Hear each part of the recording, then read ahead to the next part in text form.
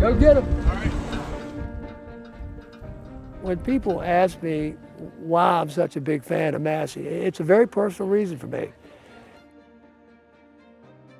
I was going to go to the University of Florida, Gainesville, to be treated.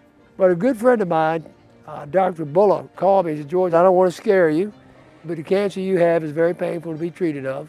And he said, you don't want to be in Florida by yourself. And I made the decision to go to Massey. And I realized how important it was to have family and friends here. And to have that cancer center in Richmond, Virginia is huge. And this year, thanks to all of you, we will have raised $3 million for the fight against cancer. You ought to give yourself an applause. Thank you. This event started the year that I was finished my cancer treatments. It was in March of 2006 when I wrapped up. And the ladies here wanted to have a tournament for breast cancer.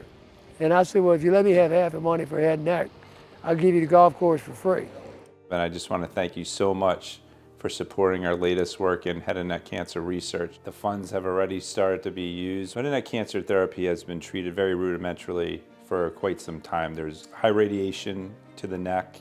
There's chemotherapy that's very toxic. There's a high morbidity after these treatments, and they're prolonged. And we created a very comprehensive team of scientists from across the country to try to identify a new target. And what we found was a new class of drugs called SHP2 inhibitors were the most effective. We're looking at a whole number of rational combination drugs that we think will work well or could work well with SHP2 inhibitors. And over the next year or two, we're going to be testing these combinations to find something that's absolutely gangbusters to bring to clinical trials for these patients. When I was treated for cancer, I drove up in my Cadillac, and the guy in front of me rode a bus there from Tappahannock. And those nurses treated him just like me. It was no different.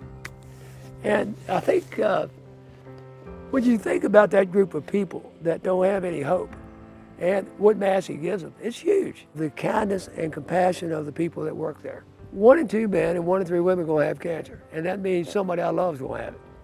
I raised money to treat those. He has helped many, many people go straight in that needed help fast, and has helped many people, you know, when they're troubled.